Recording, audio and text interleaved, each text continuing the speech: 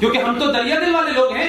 एक पाकिस्तान बना दिया, ले जाओ, यहां भाई भाई हमारी 2 इंच जमीन ले रहे तो हम मर्डर कर देते हैं। जो मोहम्मद साहब के सगे नहीं हुए, जो उनकी बेटी फातिमा के सगे नहीं हुए, जो उनके दमाद अली के सगे नहीं हुए, जो उनके नवासों के सगे नहीं हुए, वो हिंदुओं के सगे होंगे क्या? किस मुंह से ये हिंदू मुस्लिम भाई भाई का फ्रॉड चल रहा है? ये हिंदू मुस्लिम भाई भाई का फ्रॉड है कि जब तक हम 5% है हिंदू मुस्लिम भाई भाई कहिए, 15% हो जाएंगे तो हम बात ऊपर उठा के बात करेंगे, और 40% से ऊपर निकल जाएंगे तो भाईचारा होगा, भाई रहेगा और चारा आपको बना के खा जाएंगे। इसलिए मैं पूछता हूं, एक मुसल्लत ईमान वाला मुझे मुसलमान बताएं। मुसलमान कहते हैं इस्लाम में सब बराबरी है, उनके यहां कोई छोटा बड़ा नहीं है। यह भी बात मान ली। पूरे हिंदुस्तान में एक राज्य है जहां मुसलमानों की मेजोरिटी है, 1947 से है, उनकी मेजोरिटी है। और पूरे भारत में सनातनियों की मेजोरिटी है, इसमें कोई कंफ्यूजन नहीं।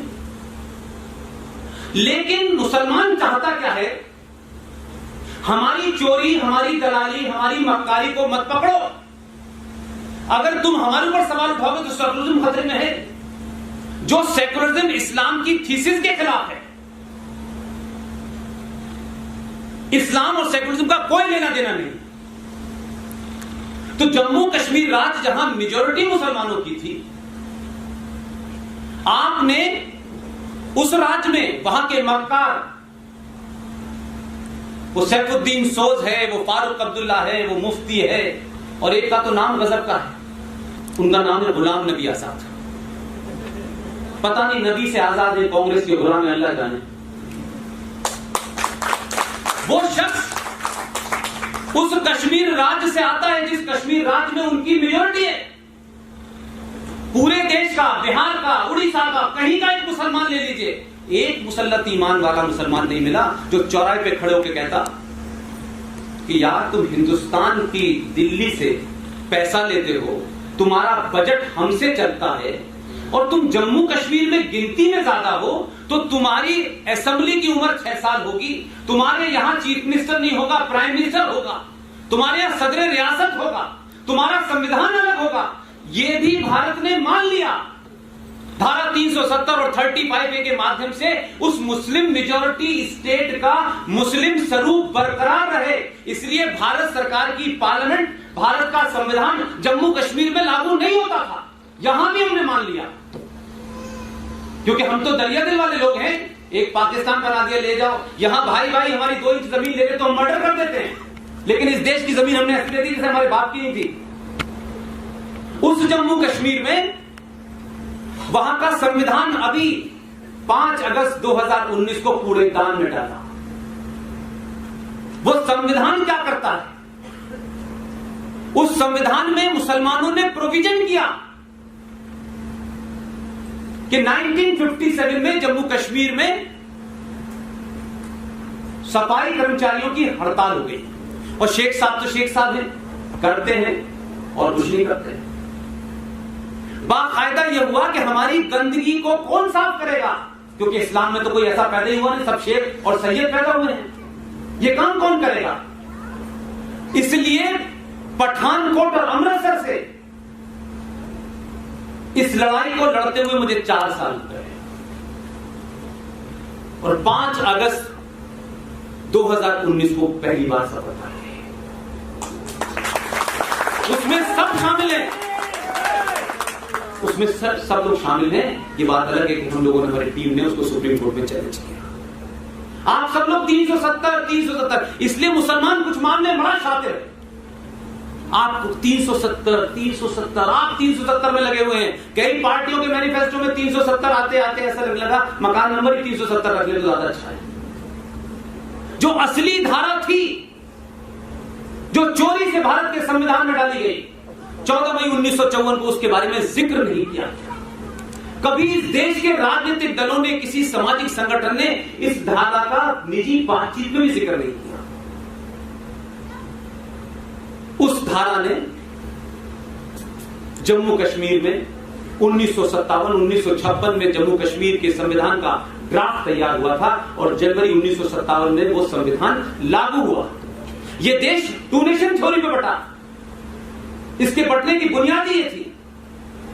लेकिन भारत की धरती जो बटी हुई धरती थी उस पर टू नेशन थ्योरी का एक राज स्थापित किया गया कि भाई ये मुसलमान राज्य है, मुसलमान मेजोरिटी है, इनको जो दिल चाहे, तो फिर उसको पाकिस्तान में दे देते ना भाई। लेकिन शेख साहब ने, ये गुलाम नबी आजाद जैसा मक्कार नहीं बताएगा आपको, ये सैफुद्दीन सोद, ये फारूक अब्दुल्ला नहीं बन जाएंगे,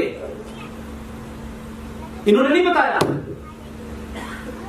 और क्या किया कि आपने संविधान में एक एग्जीक्यूटिव ऑर्डर पास किया जो पता ही नहीं चला देश को, और ये कहा कि ये जो दलित यहां आए हैं यहां रह सकते हैं, इनको 12वीं तक की पढ़ाई अलाउ है बस। और आर्टिकल 35A आ चुका था, तो उस आर्टिकल 35A के माध्यम से जम्मू कश्मीर सरकार को संवैधानिक तौर पर यह अधिकार दिया गया कि ये जिसको चाहे नागरिकता दे, जिसको चाहे न दे। दलितों के साथ उन्होंने क्या जघन्य अपराध किया। इसलिए मैं कहता हूं कि ये जय भीम और जय भीम वाला गोल टोपी वाला जो है ना हैदराबाद में, जहां मेरे जूते मारिएगा 50 जूते मारिएगा। कहता है जय भीम जय भीम, यानी मुसलमान और दलित भाई भाई हैं।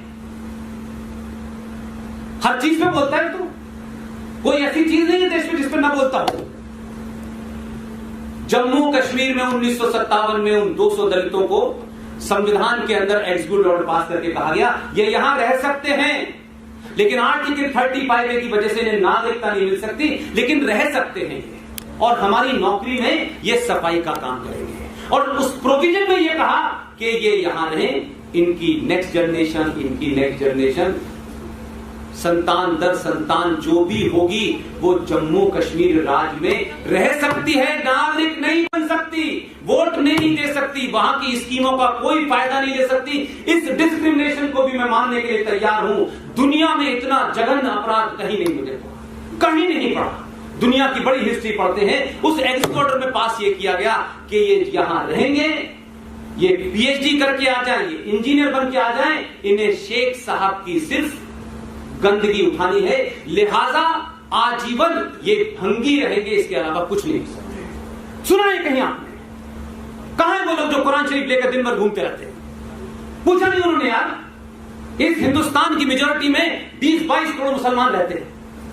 अगर यही डिस्क्रिमिनेशन भारत के संविधान के तहत तुम्हारे साथ कर दिया जाए तो क्या होगा?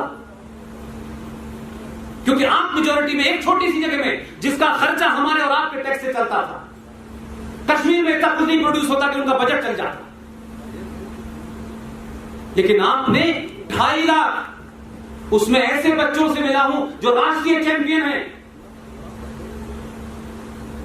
डलिया पे शेख साहब की गंदगी लेके जाते थे, उनके मुंह पे पूरी शिट होती थी।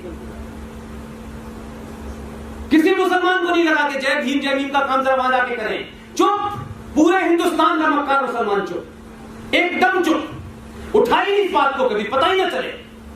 और इधर ढोकली बज रही है जय भीम, राजनीतिक एजेंडा चल रहा है। कहां है मुसल्लत ईमान? कहां है एक सी बात करने वाले? कहां है वो लोग जो कहते हैं कि एक आदमी का कद्र कायनात का कद्र है?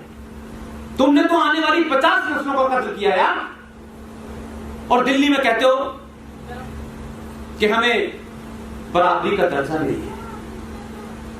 तुमने जो पूरी दुनिया में किया है, हिंदुस्तान में किया है, उसमें तो तुम्हें दर्जा ही नहीं मिलना चाहिए।